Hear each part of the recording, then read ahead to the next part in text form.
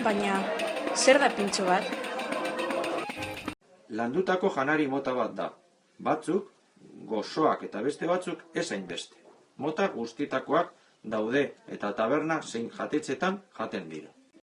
Bueno, niretzat pintxoak dira osagaiak, kalitatezko osagaiak, sarta batean sartuta.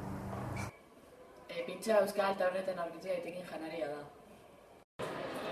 Guretzat pintxo bat ogia janarekin da. Niretzat pintxo bat da gauza bat oso garrantzitsua gure kulturan, beste tokietan ez daude eta egiten du euskari espeziala. Niretzat pintxo bat euskadiko gastronomia zati bat da. Niretzat pintxo bat partido horrekin energia ematen didan gauza bat da. Niretzat pintxo bat zapore dantza bat da. Pintxoa euskal gastronomiaren ikur bat da. Niretzat pintxoa oso garrantzitsua da eta aurkitu dezakezu beste toki batzuetan beste izen batekin. Niretzat pintxoa Euskal Herriako gastronomiako simbolo bat da. Niretzat pintxoa taberna guztietan dagoen gastronomiaren zati oso garrantzitsu bat da.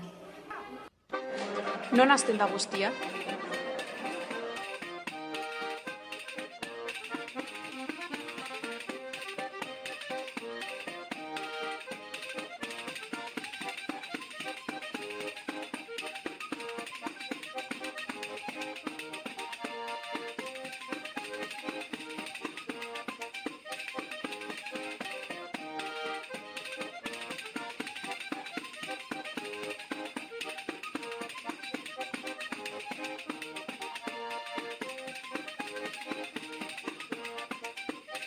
Ni Oskar Meabe naiz. Derioko eta baratze zaintzan oinarritutako lur eremua dut. Gehien saltzen dena letxuga da, ostean tomateak eta gero piper.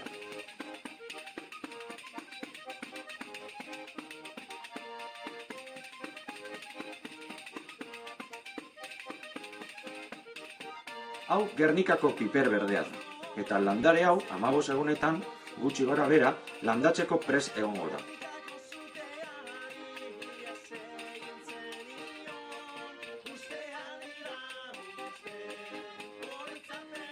Hau tomate landare txertatua da. Beheko zatiak, patroiak, lurreko gaixotasunenganako edo intsentuenganako erresistentzia dauka. Goiko aldea, hemendik gora, Jak izenekoa, Eusko Label tomatea da. Dendetan aurkitu dezakezuena. Letxugaren prozesu guztia haren hasiarekin hasten da. Honako hau letxugaren hasia da, eta ikusten duzuenez oso txikia da.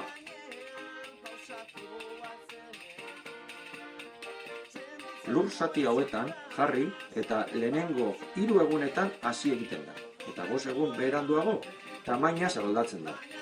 Aste bat eta gero, tamaina hau dauka. 10 edo 15 egunetan berriz honako hau.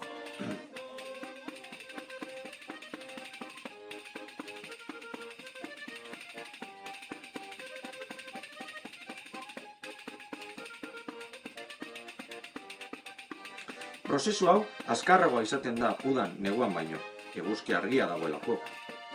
Ziklo honetan gehienez, 80 egun irauten du, eta gutxienez 30 egun. Eraintza prozesuaren ondoren, landutakoa jasotzen den negutegitik edo letxuga, piper, zein tomate ontziratzen dira. Ondoren, Bilboko merkatura eramaten dira. Bertan, denda txikiei saltzen zaie, eta han jendeak erosi egiten dute. Eusko Label duten produktuak beste produktuetatik desberditzen dira, kalitatearen ikurra dutelarik.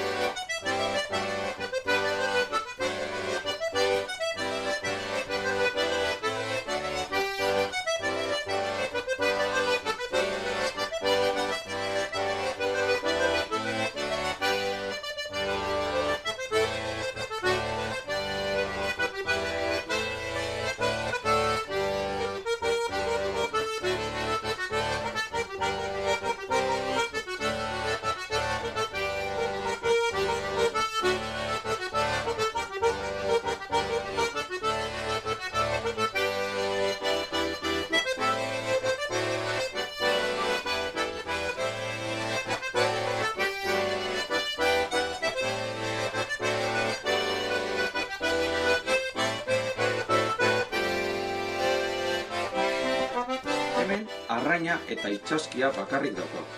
Arraina, Ondarroako, Lekeitiako edo Bermeoko portutik dator. Hor ditugu banatzaile guztia. Arrantzale asko ezagutzen ditugu, eta ontzidia daukate. Eta bertatik ateratzen dute den. Itxaskia Kantabrikoa da. Asturiasetik etorri daiteke, edo bestela Kantabriako kostatik. Honekin lan egiten du. Beste alde batetik, bi ostra mota ditugu. Galizakoa bat, eta bestea Andoaingo alde frantsesako bat. Gatza daukaten produktu guztiak Santoñatik datoz, Hegaluzea Bermeotik, eta Izokina Norogatik, eta bertan ketu egiten dute. Produktu hauekin bakarrik egiten dugula. Jende asko etortzen den ordutegia, larunbatak eta igandea eguerdiak dira. Ekoizpen ekologikoak dira. Ekologikoa izateko erregistro batzuk pasatu behar ditugu. Sigilua izateko kontrol batzuk egin behar ditugu, eta horretarako produktuak ikuskatzera datoz 2 urtetan behin. Barazkiak txartu daudela ikusten badute, agiria kentzen digute. Kontrolak zorrotzak dira, eta agiria izaten jarraitzeko lan gogorra egin behar dugu. Batzuk produktu ekologikoa dela esaten dute, baina ez dute sigilurik hori ziurtatzeko.